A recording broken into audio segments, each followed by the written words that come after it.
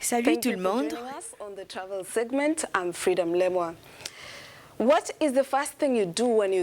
Quelle est la première chose que vous faites quand vous pensez à voyager quelque part?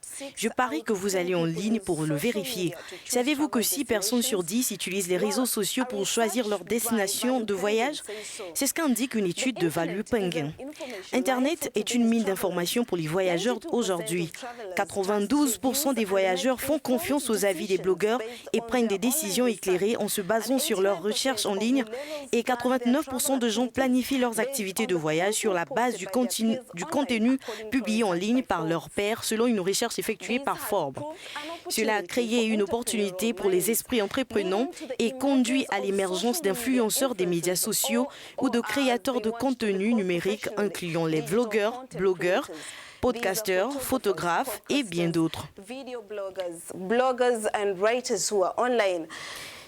Ces derniers ont conquis un marché estimé à 2 milliards de dollars américains en 2017 et devraient atteindre 10 milliards de dollars américains en 2020, d'après Adweek. Zeynab Fashola, Jared Rutenberg et Amara Shi Ekekwe, 3 influenceurs des réseaux sociaux sur le continent, nous parlent de leur travail. Qu'est-ce qu'ils partagent en ligne? J'en crée le rêve, comme vous le savez, vous montre ce que vous pouvez faire si vous vous rendez à cet endroit. Une façon de vendre cette destination sans que ce soit une vente monétaire. C'est plus une chose comme « Hey, tu veux venir en Tunisie? Voici ce que tu peux faire et voilà ce que j'ai fait. » En Afrique du Sud, la beauté du travail de journaliste de voyage réside dans le fait qu'il y a un nombre infini de lieux, de personnes, de fermes viticoles, de restaurants à profiler, à revoir, à expérimenter.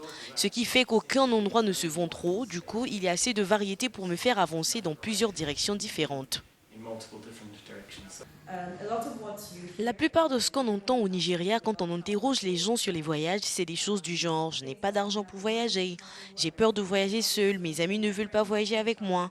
Et je suis comme « c'est moi, j'ai pu le faire avec un budget limité et voici comment j'ai fait ». C'est ce que je partage sur mon blog voyage.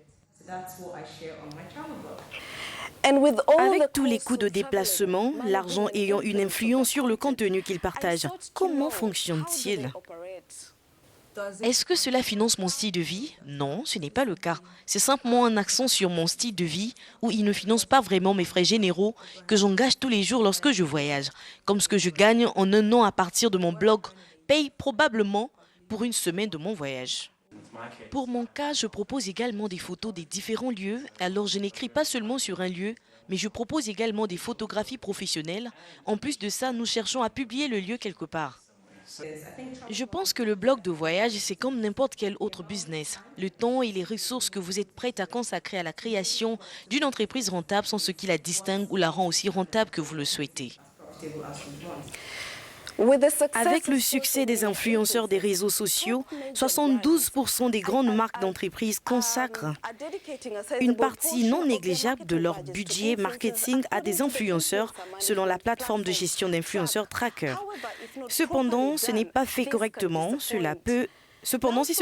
correctement, cela peut décevoir.